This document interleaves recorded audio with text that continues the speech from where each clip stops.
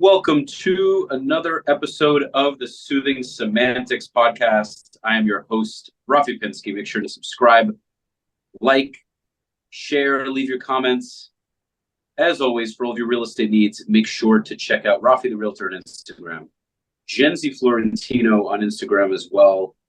We have done transactions together in the past. We'll continue to do them hopefully in the future together. Thank you for having me. So to get right into it, as obviously everybody knows, there's no one on the planet that doesn't know that there was an attempted assassination on Donald J., on the Trump Meister.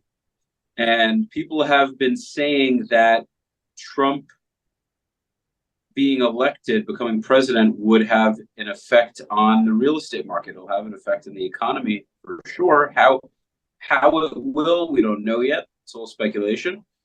But hopefully, somehow, he will be able to bring a shift to interest rates. Hopefully, we'll see more of a middle market, a more regulated real estate market, where now properties will hopefully take less time to sell, and we'll start to see more transactions. We also have the NAR settlement. For whoever isn't familiar with the NAR settlement, I'll keep it short and sweet, but approximately August 17th, we were supposed to see a complete change in commission structure, where in the past the seller was supposed to cover both sides of the commission, and now the buyer is going to be responsible for paying their buyer's agent, which ultimately I don't think is going to benefit anyone. At the same time, that'll definitely change how the sellers choose to do business. It'll change how both sides choose to do business, but it will probably make sellers possibly more confident and more willing to go with listing agents, since they don't have to pay as much commission. So that was supposed to go into effect in mid-August. From what I'm hearing, it's going to be pushed off maybe yet again. I don't know exactly when it'll go into effect. But if you do have any questions about that, if you are watching this and you may be a potential buyer or a seller, and you haven't heard of this and you aren't familiar with it, you're welcome to get in touch with me. You can get in touch with Jensy as well, and we're happy to explain it further. So, Dudesky, hope you're having an amazing day. We spoke earlier today on a transaction we're working on. We're working on a transaction in Wilton Manors, right near Fort Lauderdale. We have 2 condos for sale. If you'd like to learn more about them, definitely reach out to us. They're wonderful, wonderful units.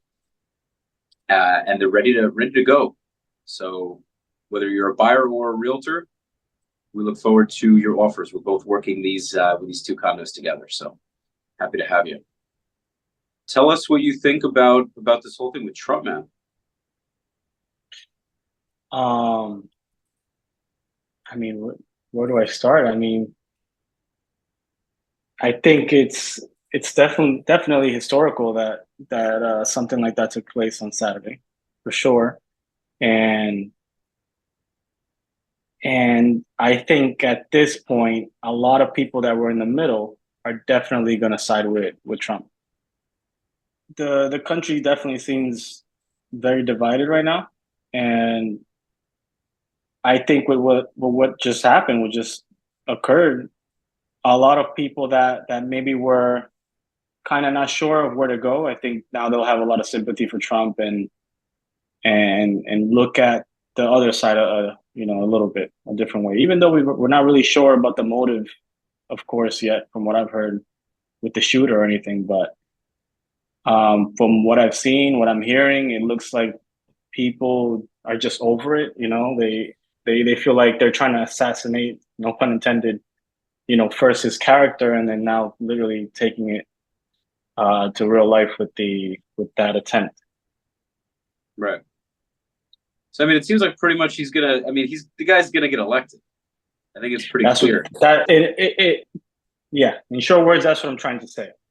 Yeah. I mean, as soon as that solidified it. I think as soon as he realized he survived it, he stood up, put his fist out, and said, "Fight."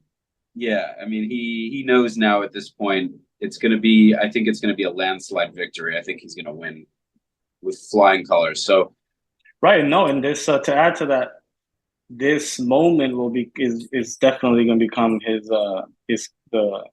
the rest of his campaign. I mean, the pictures are already coming out. I think that's why he wanted to do the fist pump.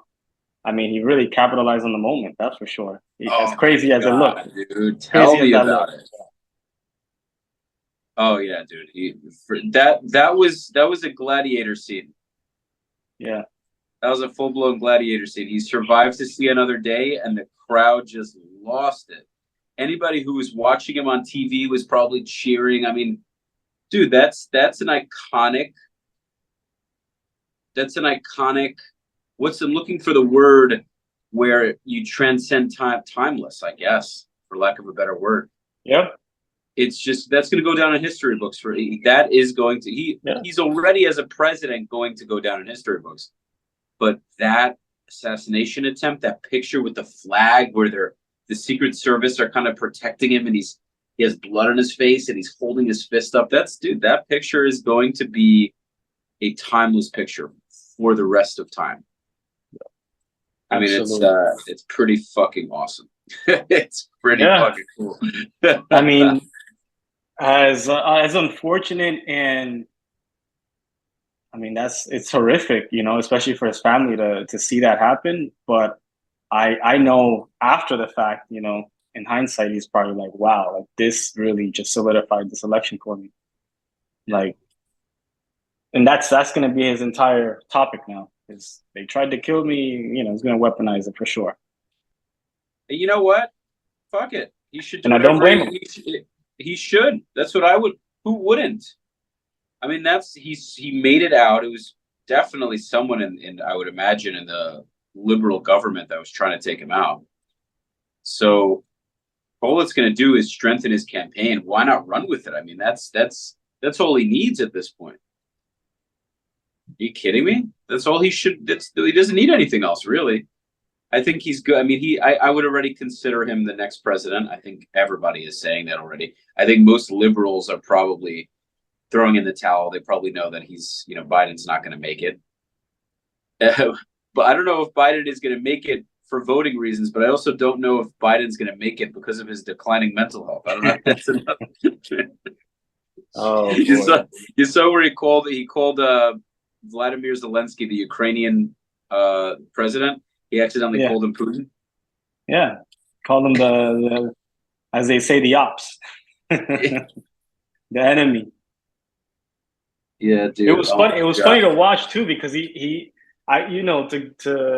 give him the benefit of the doubt, he actually figured it out though before he got off the stage. He turned around and was like, "Whoa."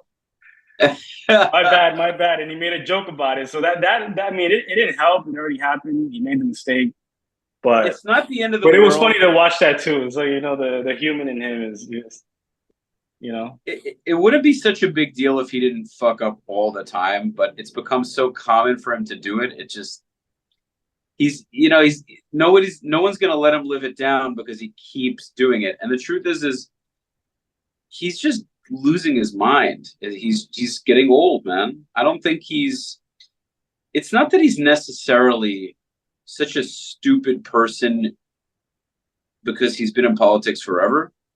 It's more that, I mean, the dude he's too, it's not even necessarily an age thing. It's just that his brain is deteriorating and he's not fit to lead a country. It's just, he's not. So anyhow, I'm definitely pro-Trump. He is going to, I mean, the guy's going to win. There's no question. There's just no question. Yeah. Unless someone manages to actually get the job done this time, which I hope obviously doesn't happen, but I feel like it seems like Trump is invincible. You can't beat him. Right? Literally. He's the white 50 Cent, I'm telling you. Did you see I don't know if you got a chance to see that, but there's a picture of the bullet like flying by his head, Yeah. You can see the bullet like right to his left side. Yeah, to his left side after it flew by. And that, I mean, to even capture a picture like that is crazy. Like he was maybe half an inch away from dying. Would have ran right through his. Yeah. He should have caught the bullet.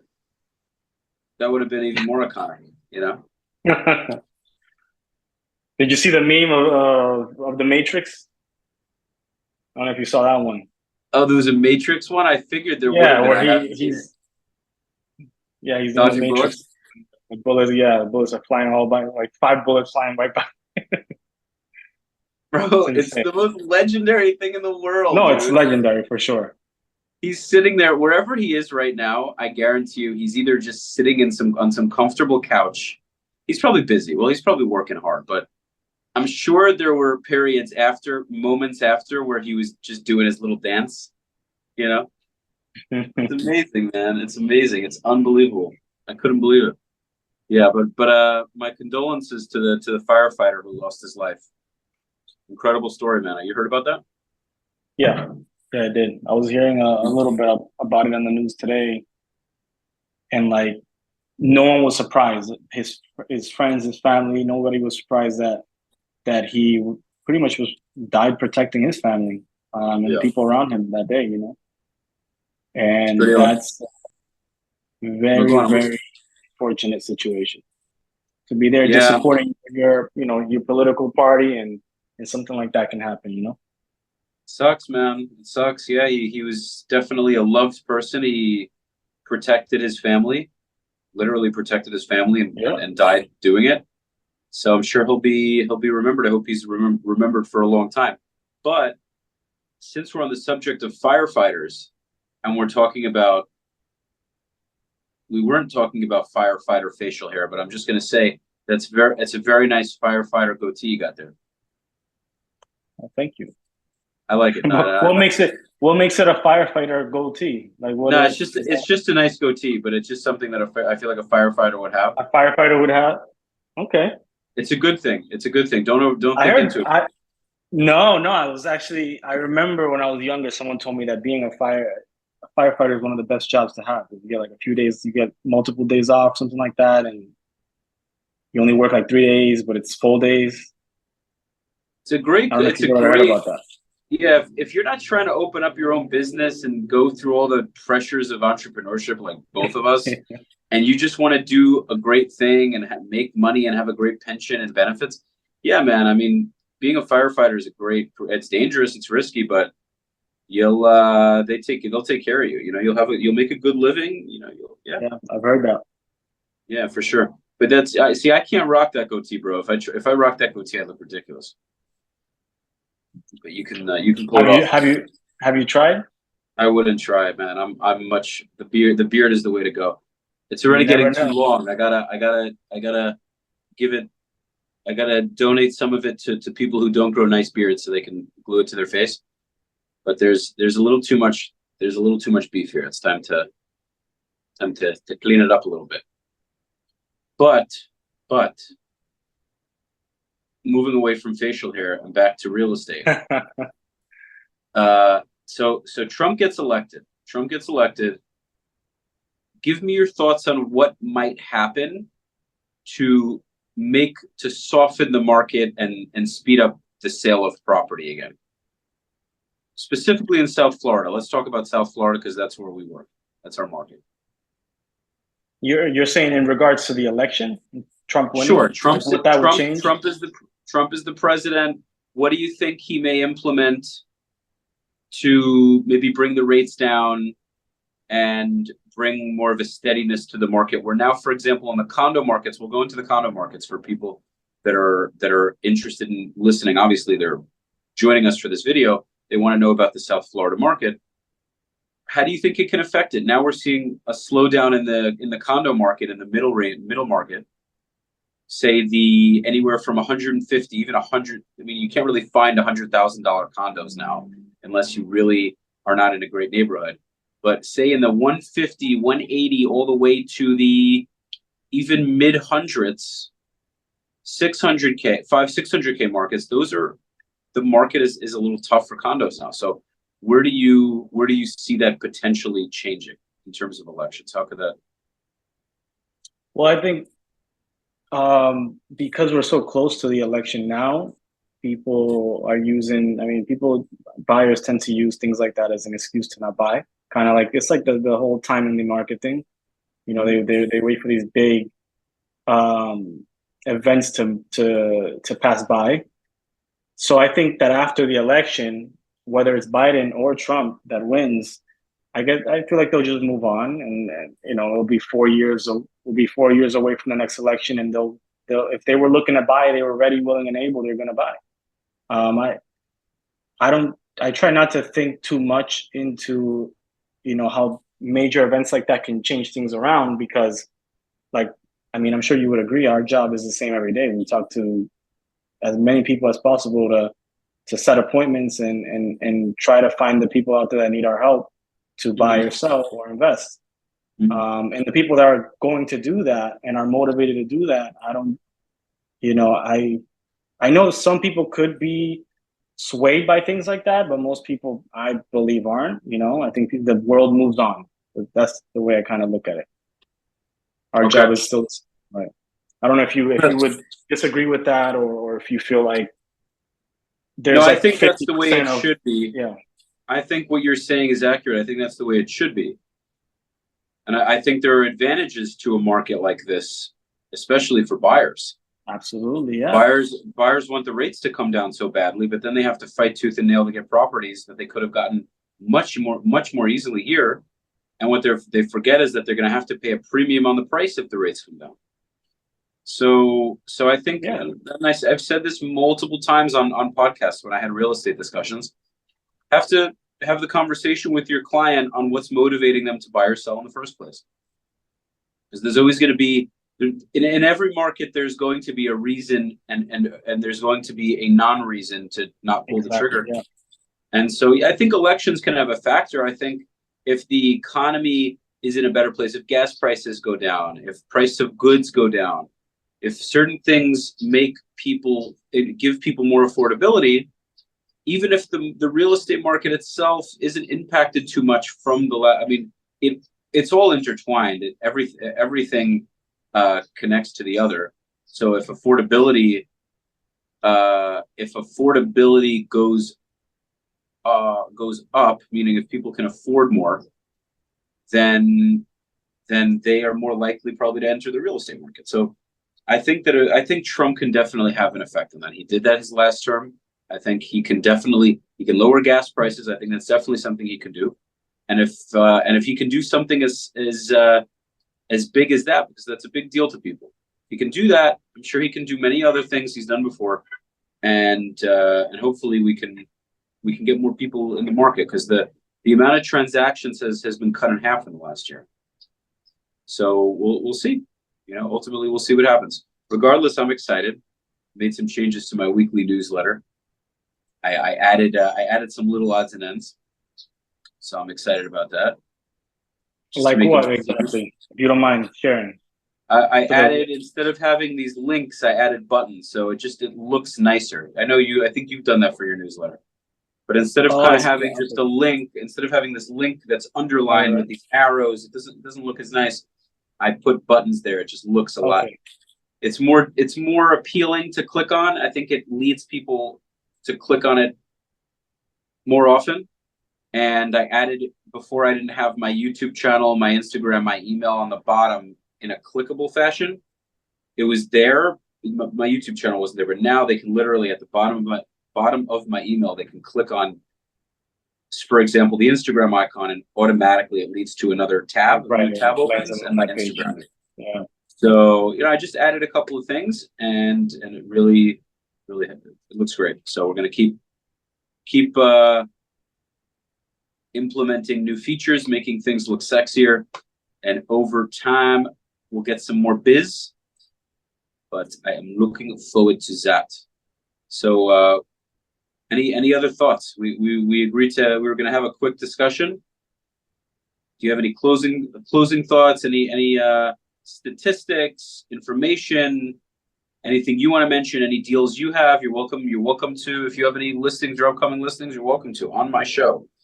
Yeah. So, what are your thoughts on the effects of the NAR settlement? I know you mentioned we were talking on the phone earlier, and you were telling me. Yeah, so I was wondering what you were thinking.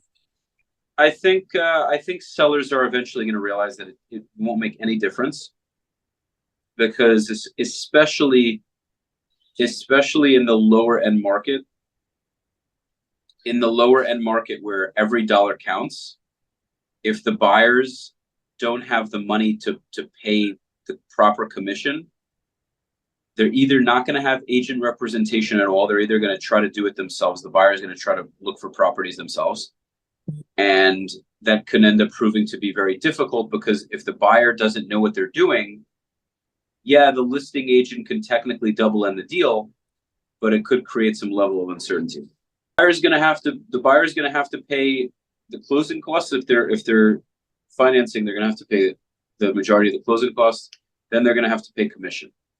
That's going to be great for the seller, but I think ultimately it's going to make it more challenging for certain buyers to buy. I don't know what exactly will happen, man. I mean, only time will tell, really. But I think the way it worked before was probably the best way. The way I look at it, there's pros and there's cons to the situation either way. I mean, like, agents will definitely it'll be crucial for them to provide more value now, and educate buyers on the process. Because before, you would just work with any buyer agent if it was someone you knew about, it was referred. But now if you're directly paying for them, you're going to, just like any other business, you're going to do your research, your homework. And I don't think that's a bad thing. I think that's actually a really good thing for the business. Kind of clean out the agents that maybe, don't take this business seriously. But like you said, first-time home buyers, if they can't afford an agent, the unfortunate part is that they'll go unrepresented to buy a home or make an investment, which in one of the biggest purchases you'll ever make in your life, to have little to no guidance is, I would assume it's a little scary for people. A lot of it isn't really any different. I think a lot of the differences are just in the representation of buyers. But on the seller side, me and you both know that commissions have always been negotiable. And I've expressed that with anybody I worked with, anybody that's ever worked with me. I'm sure they knew that. And they didn't have to pay a buyer agent anyways. That was never a thing.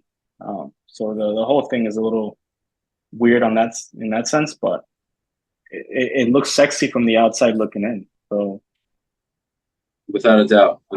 Yeah, like that's why it happens that way, where people, a bunch of people get into it and then they kind of flush out when shifts like this happen. It's a good thing. It's necessary, bro. It's necessary. If it was easy, everybody and their mother would be an agent, and it already feels that way. But you'd have so many more people in the industry, and you'd really have to compete with everybody. So it's in a sense, it's a blessing in disguise when these things happen. It hits. It's going to affect us.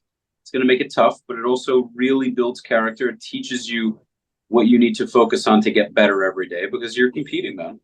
Now, even if you're competing with fewer agents, those fewer agents are more qualified. So your competition, that's really when it becomes competitive. Because when having to compete with 100 qualified agents versus 500 non-qualified agents, at the end of the day, even if you're competing with more people, if you're competing with people that are not as good at their job, you have a higher likelihood of beating them at some point or another. Because you're going to lose deals. You're going to lose deals to agents that are not as knowledgeable as you are. It's going to happen. Their family member will hire them because they're related to them, or they were at the right place at the right time. They got in touch with the client before you did. Maybe the client finds them. Maybe it was a client that just wanted to hire a female realtor, or maybe the realtor just got along with them and shared common interests. And it could be any number of things. But at the end of the day, over the long haul, 10 years, 15 years, 20 years, it's going to show. Your work is going to show. Your knowledge on the market is going to show. Your ability to negotiate, your ability to have tough conversations, to have a price reduction discussion. All these things are key. So you get good enough at those things and you'll be able to start selling pretty often, very often. 100%. Yes, sir. So, dude, let's wrap this up for today. It has been nouvel épisode of the Soothing Semantics podcast. I'm your host, Rafi Pinsky. Make sure to smash the like button, leave your comments, subscribe, follow my Instagram at Rafi the Realtor, follow Jensy's Instagram. You're at Jensy Florentino, or what's the handle? Jensy Realtor, just like that. Jensy Realtor. Okay. Dropping both of our handles in the description. Make sure to check it out, guys. If you would like to support my channel, you can drop a super chat, super like. You can also, if you have my contact info, you're welcome to Zelle, Venmo, PayPal, any of those things. Any way you choose to do so would be awesome. So really appreciate you guys as always for checking out the episodes that I post, and make sure to stay tuned for the next episode. Thanks again for coming, bro. Always, bro. Anytime. Peace, man.